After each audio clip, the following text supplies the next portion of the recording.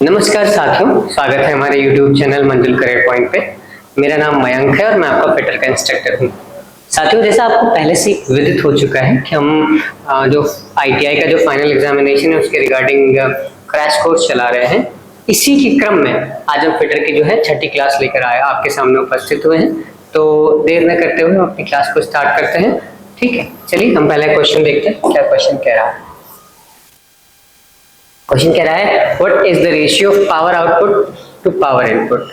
शक्ति आउटपुट और शक्ति इनपुट क्या क्या रेशियो होता है। चार ऑप्शन दे रखे, वर्क, एनर्जी, एफिशिएंसी और एक्सेलरेशन। जो हमसे पूछा है, क्या पूछा है बेटा, हमसे पूछा है कि what is the ratio of power output and power input. अगर हम पावर आउटपुट की बात करें, पावर आउटपुट डिवाइडेड बाय, मतलब रेशियो पूछना मतलब divided by power input. Power input, power output divide by power input, ये इसका रेशियो पूछा है। बोल रहे हैं इसका रेशियो क्या होता है और चार ऑप्शन दे रखे। क्या क्या चार ऑप्शन दे रखे, वर्क, एनर्जी, एफिशिएंसी और एक्सेलरेशन। दोस्तों, जो पावर आउटपुट और पावर इनपुट का जो रेशियो होता है वो हमारा एफिशिएंसी के बराबर होता है।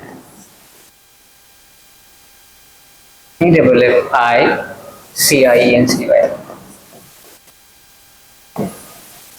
हमारा एफिशिएंसी या दक्षता के बराबर होता है।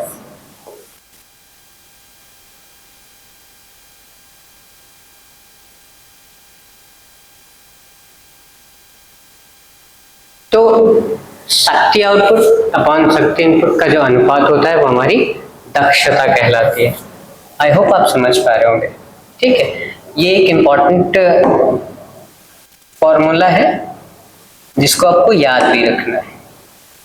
हो सकता है कई बार ऐसे सेम टू सेम सवाल आपके जो पेपर में हो आपको सीधे सीधे दिख जाए, ठीक है, और आप उन सवालों को डायरेक्टली सॉल्व कर पाएं अगर आप ऐसी चीजें ऑलरेडी याद करके चलते हैं। ठीक है, तो ये जो फॉर्मूला है ये बहुत इंपॉर्टेंट फॉर्मूला है, आपको इसको याद करते हुए आगे बढ़ना है कि एफिशिएंसी का जो फॉर्मूला होता है power output divide by power input. ठीक, तो इसका जो ऑप्शन करेक्ट है वो कौन सा ऑप्शन करेक्ट है, ये 3 करेक्ट है। आई होप आप समझ पा रहे होंगे। चलिए अगले क्वेश्चन की तरफ आगे बढ़ते हैं। अगला क्वेश्चन क्या कह रहा है, how many watts of 1 hours power in British system. कह रहा है 1 HP में कितने वॉट्स होते हैं। उसने पूछा कि 1 HP, जब 1 HP होता है, कह रहा है 1 HP में कितने वॉट्स, कितने वॉट। और चार ऑप्शन दे रखे, क्या क्या चार ऑप्शन दे रखे, 726, 736, 746 और 756 वॉट। तो दोस्तों 1 HP में क्या होता है, वो होते हैं 746 वॉट। 1 HP में 746 वॉट होते हैं।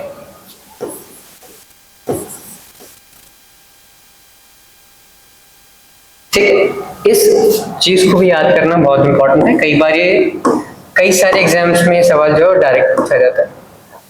आई होप आप समझ पा रहे होंगे। कई सारे एग्जाम्स में जो सवाल है ये आपसे डायरेक्टली पूछा जाएगा और ये पूछेगा कि क्या है कि ये जो 1 HP में, ये भी बहुत इंपॉर्टेंट क्वेश्चन। ठीक है, तो 1 HP में कितने वॉट होते हैं 746 वॉट। आई होप आप समझ पा रहे होंगे। चलिए अगले क्वेश्चन की तरफ आगे बढ़ते हैं। ठीक, हमें जो भी क्वेश्चन सॉल्व कर रहे हैं ना दोस्तों, इन सारे क्वेश्चंस को आपको एक बार जरूर देख कर जाना है एग्जाम से पहले।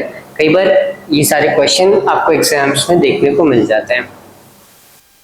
चलिए अगले क्वेश्चन की तरफ आगे बढ़ते हैं। आई होप आप समझ पा रहे होंगे। अगला क्वेश्चन हमारा क्या कह रहा है कि ये जो ऊष्मा की एसआई इकाई क्या होती है, जो इंटरनेशनल स्टैंडर्ड इकाई यानी यूनिट है हीट की, वो पूछ रहा है कि भाई क्या इसकी इकाई होती है। तो दोस्तों 4 ऑप्शन दे रखे हैं, calorie, joule, centigrade, heat unit, British thermal unit. तो जो ऊष्मा की इकाई होती है वो जूल होती है। ठीक है, आई होप आप लोग समझ पा रहे होंगे। ये आपने पहले भी कई बार पढ़ा होगा, जब अपने हाई स्कूल किया होगा तो उसमें भी कई बार चैप्टर्स में ये चीजें पढ़ाई जाती हैं। अगर आपने पढ़ाई करी है तो आपको ये जरूर पता हो। चलिए अगले क्वेश्चन की तरफ आगे बढ़ते हैं। अगला सवाल हमारा क्या कह रहा है, What is the temperature at which a solid metal into the liquid called? वह तापमान क्या कहलाता है जिसपे कोई ठोस पिघल कर द्रव बन जाता है। मतलब कह रहा है कि कोई भी सॉलिड वो किस में चेंज हो रहा है, लिक्विड में। कोई सॉलिड चेंज हो रहा है, कोई सॉलिड चेंज हो रहा है लिक्विड में। अगर कोई सॉलिड लिक्विड में चेंज हो रहा है, ये पूछ रहा है हम इस प्रोसेस को क्या बोलते हैं, मतलब सॉलिड टू लिक्विड ट्रांसफॉर्मेशन को क्या बोलते हैं, ये इस सवाल में पूछा है। 4 ऑप्शन दे रखे हैं, boiling, melting, latent heat of fusion, वाष्पीकरण और ऊष्मा, latent heat of vaporisation.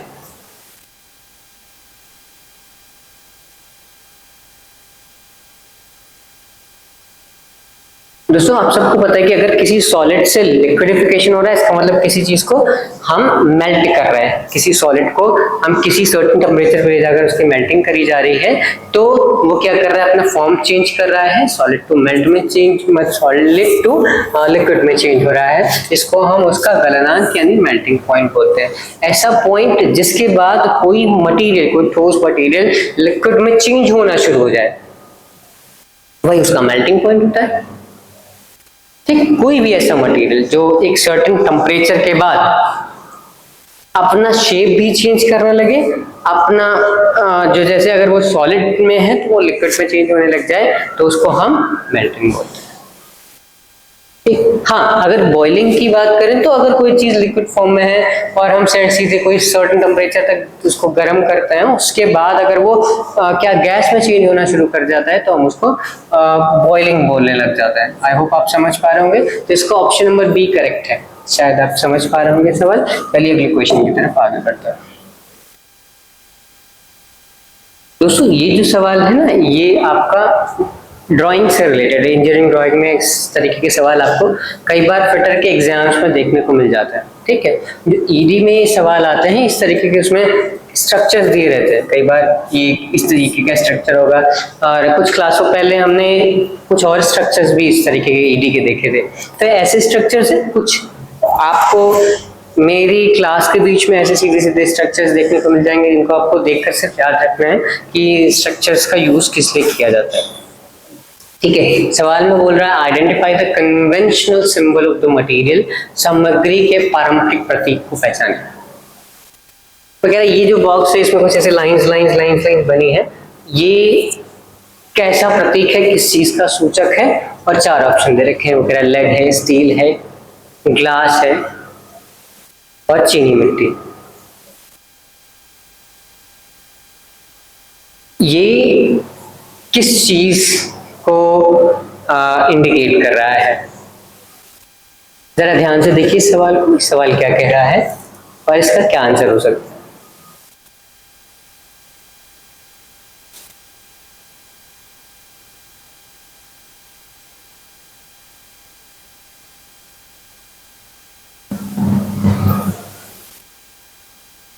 I hope आपने देख लिया होगा। इस सवाल में जो इस तरीके का स्ट्रक्चर जो होता है वो हमारा स्टील या इस्पात का होता है।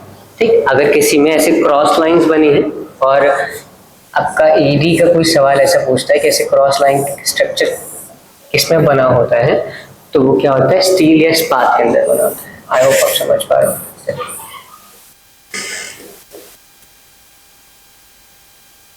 चलिए अगले क्वेश्चन की तरफ आगे बढ़ते हैं। अगला सवाल हमारा क्या कह रहा है,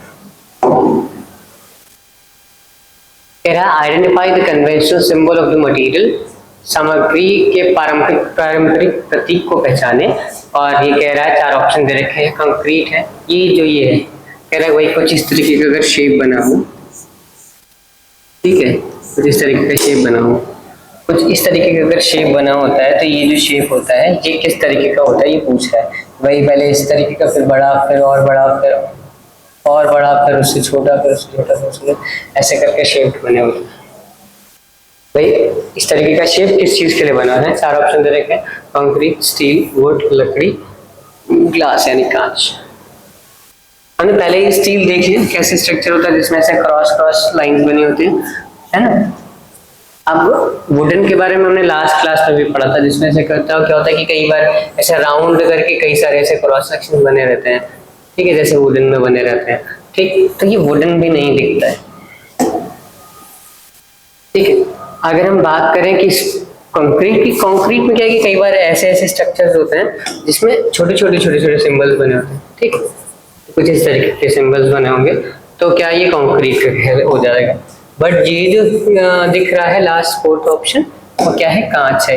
यही इसका सही ऑप्शन।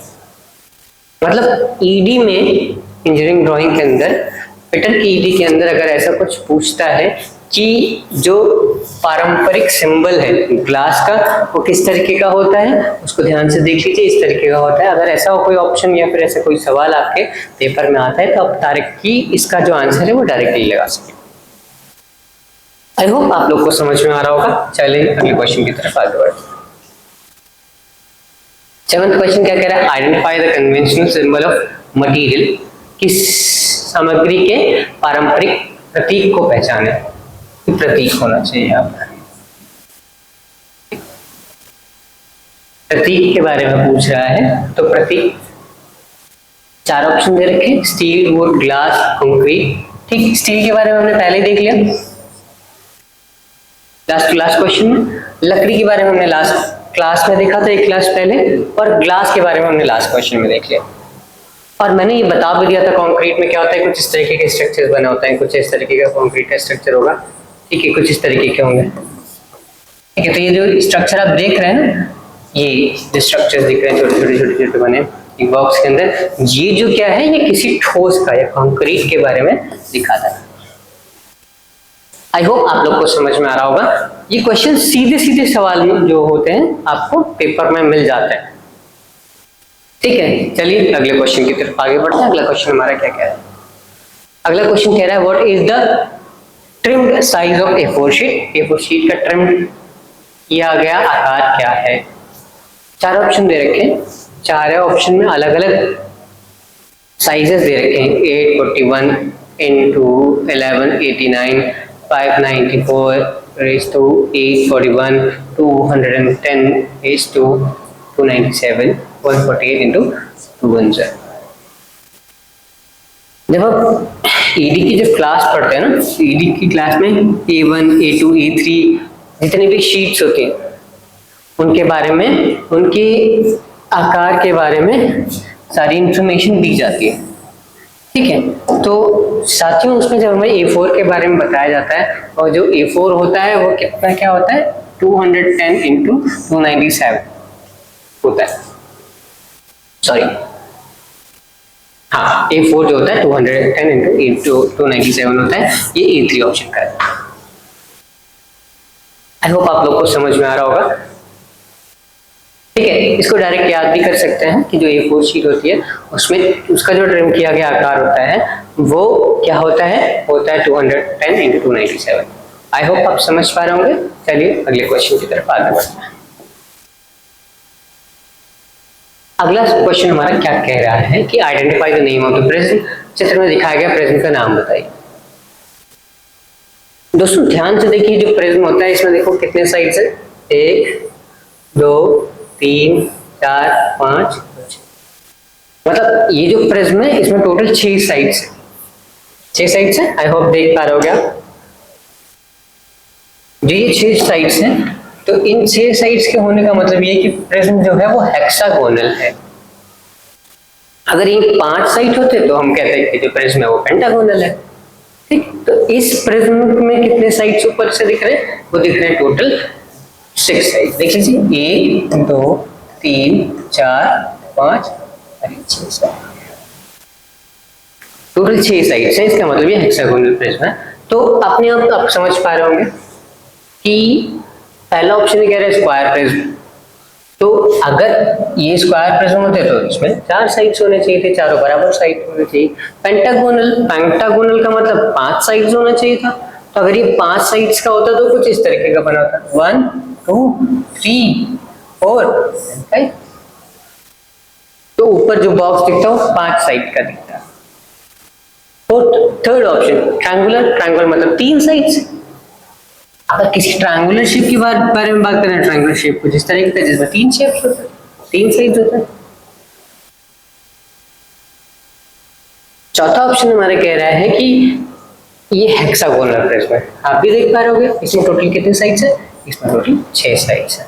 तो हमारा जो फोर्थ ऑप्शन है वो हमें करेक्ट नजर आता है और करेक्ट है भी। आई होप आप समझ पा रहे होगे। चलिए अगले क्वेश्चन की तरफ आगे बढ़ते हैं। अगला क्वेश्चन क्या कह रहा है, fill in the blanks with the correct word they dash good friends. देखते स्थान में सही शब्द भरे, दे डैश गुड फ्रेंड्स और 4 ऑप्शन दे रखे, is am are was. They good friends, ठीक। पहले तो आप देखते हो कि जो हम बात करते हैं कि इज की, अब इज कहाँ का यूज करते हैं, कहाँ यूज कर लेते हैं, वहां यूज करते हैं भाई जहां ही शीट होता है, मतलब सिंगुलर के साथ यूज कर लेते हैं, है ना। एम कहाँ यूज करते हैं, आई के साथ यूज कर लेते हैं।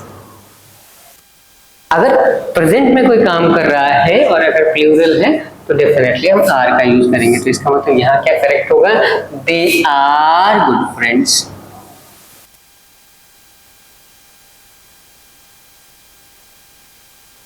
आई होप आप समझ पा रहे हो।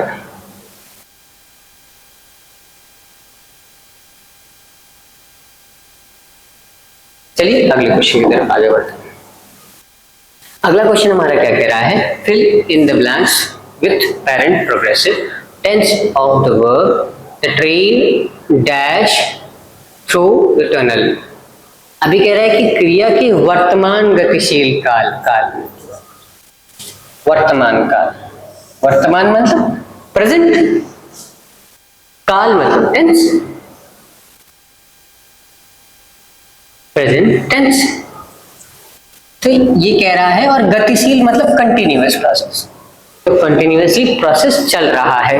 तो यहां पर बात कर रहा है वर्तमान मतलब प्रेजेंट में और टेंस में, तो क्या क्या कह रहा है, प्रेजेंट टेंस का गतिशील मतलब कंटिन्यूअस, तो प्रेजेंट कंटिन्यूअस टेंस के बारे में बात कर रहा है, ठीक है। तो कह रहा है the train through the tunnel dash. अगर प्रेजेंट कंटिन्यूअस है उसकी जो हेल्पिंग वर्ब होती है वो होती is plus am plus are.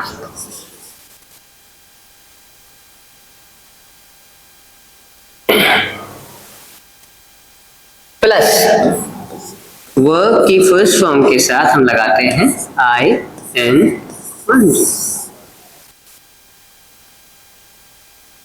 I hope आप समझ पा रहे होगे। तो इसका मतलब ये जो टेंस है ये प्रेजेंट का कंटिन्यूअस है, क्योंकि ट्रेन अभी जा रही है, कंटिन्यूअसली इस प्रोसेस में है।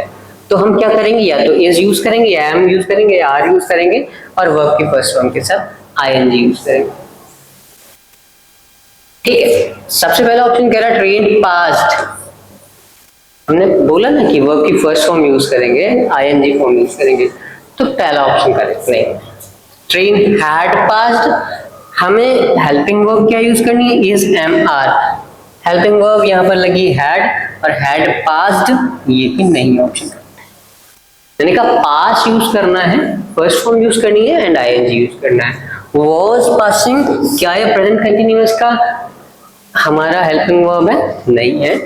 हेल्पिंग वर्ब हमारी क्या क्या है, इज एम और आर। तो was passing, हाँ ये वर्ब लगभग ठीक नजर आती है, बट जो हम हेल्पिंग वर्ब यूज कर रहे हैं वो गलत है। तो हमारा जो ऑप्शन बचता है वो ऑप्शन जो बचता है वो A2 करेक्ट नजर आता है, ठीक है। आई होप आपको समझ में आ रहा होगा। आप चाहें तो इस चीज को याद कर सकते हैं। क्या चीज है कि अगर हमारा जो टेंस है कोई प्रेजेंट इन कंटिन्यूअस होता है, अगर कोई प्रेजेंट कंटिन्यूअस टेंस है और वो उसमें क्या क्या हेल्पिंग वर्ब यूज हो रही होती है, वो इज एम आर यूज करते हैं और हम क्या करते हैं, इसमें वर्ब की फर्स्ट फॉर्म के साथ आईएनजी लगाते हैं। ये भी इंपॉर्टेंट है, याद रखिएगा, ठीक है। चलिए अगले क्वेश्चन की तरफ आगे बढ़ते हैं। अगला क्वेश्चन हमारा कह रहा है fill in the blanks with the proper interrogative adjective are you going. Are you going, but उसके पहले डैश लगा रखा है। डैश आर यू गोइंग उचित इंट्रोगेटिव विशेषण के साथ अतिरिक्त स्थान में, रिक्त स्थान में सही शब्द भरे। तो कह रहा है डैश आर यू गोइंग। भाई इसमें क्वेश्चन वर्ड पूछ रहा है, क्या लगेगा? अब क्या हु आर यू गोइंग, क्या ये सही है? नहीं। विच आर यू गोइंग गलत लगता है, क्या गलत है? What are you going, what are you going मतलब क्या आप जा रहे हो। वेयर आर यू गोइंग, कहाँ जा रहे हो। What are you doing, what are you doing से होता है व्हाट आर यू गोइंग, क्या करेक्ट नजर आता है? नहीं।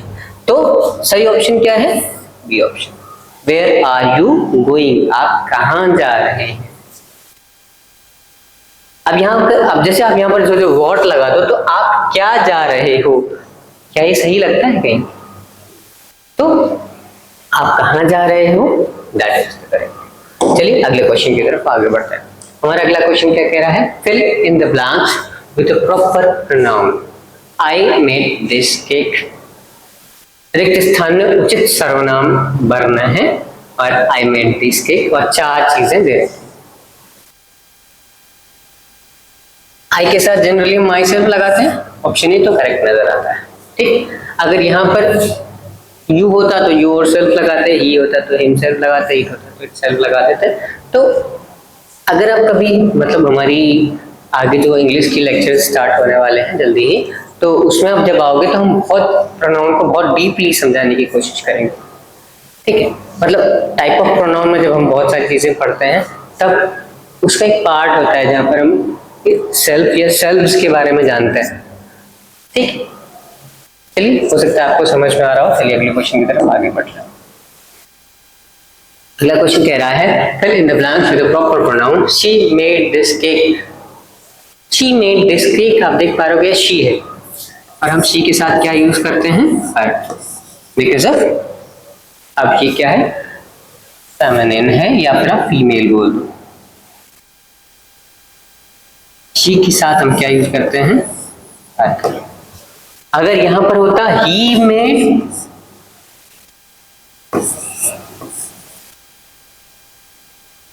तब आप हिमसेल्फ बोल सकते हैं।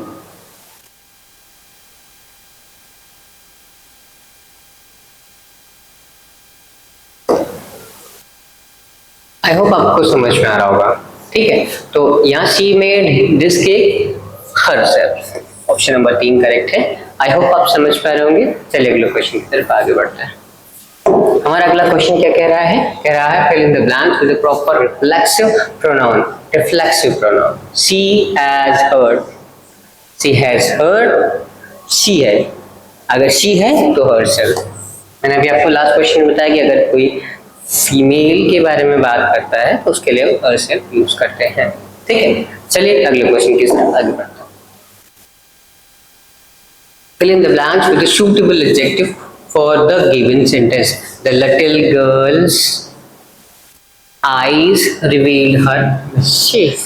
दिए गए वाक्य के लिए उपयुक्त विशेषण के साथ रिक्त स्थान भरें। The little girl's eyes revealed her mischief.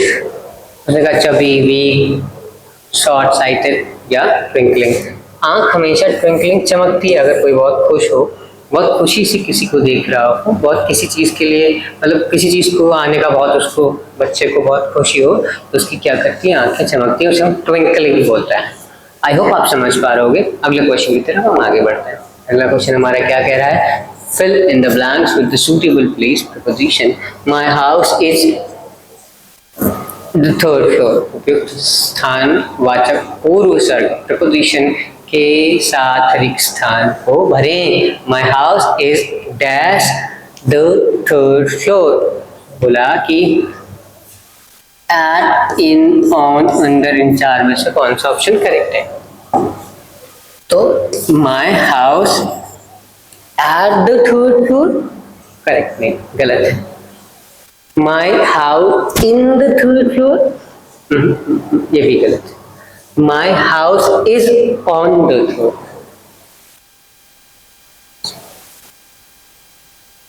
ठीक। तो इसका ऑप्शन नंबर 3 करेक्ट। चलिए क्वेश्चन की तरफ आगे बढ़ते हैं। अगला सवाल हमारा क्या कह रहा है? Fill in the correct question word. Dash is the speaker at the function. सही प्रश्नवाचक शब्द भरे, समारोह में वक्ता है। वो इज द स्पीकर। अब अगर हम यहाँ पर व्हाट भरते हैं, what is the speaker at the function, क्या स्पीकर है? सेंटेंस बनता नहीं। व्हेन मतलब क्या, कब स्पीकर है इन द फंक्शन। वाई, क्यों speaker in the function. Who, कौन है स्पीकर का वक्ता। तो यहां जो लगेगा वो लगेगा हु।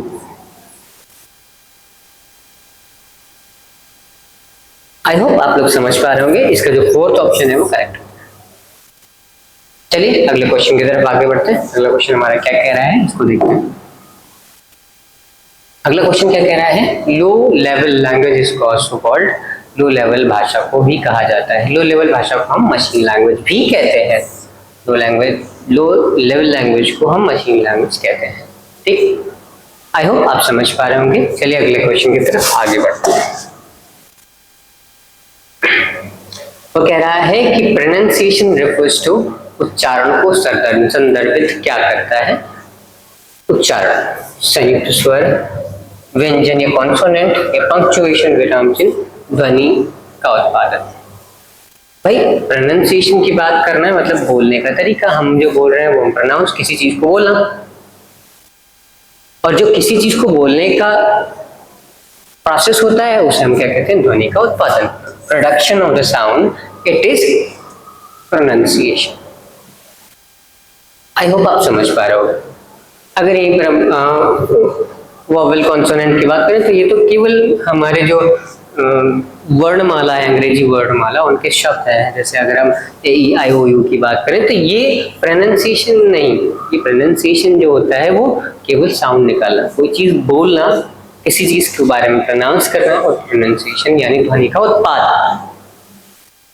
आई होप आप समझ पा रहे होंगे। चलिए अगले क्वेश्चन की तरफ आगे बढ़ते हैं। दोस्तों आज के लिए इतना ही, क्योंकि हमारी स्लाइड में लगभग 20 क्वेश्चन थे। हमने हर एक क्वेश्चन को डिस्कस कर लिया है। हम अगले स्लाइड में जल्दी ही आपसे मिलेंगे अगली क्लास में, ठीक है। तब तक के लिए हमारे चैनल को सब्सक्राइब करिए, लाइक करिए, शेयर करिए और ज़्यादा से ज़्यादा लोग तक इन्फॉर्मेशन पहुँचाइए ताकि हम आप सबका सपोर्ट कर सकें और आपका भी साथ हमें मिल सके। तब तक के लिए दोस्तों अगर कोई प्रॉब्लम आती है तो प्लीज़ हमारे कमेंट सेक्शन में जाकर कमेंट करिए और हमें ज़्यादा से ज़्यादा सपोर्ट करिए। आज के लिए इतना ही, तब तक के लिए धन्यवाद। मिलते हैं अगली क्लास में। Thank you.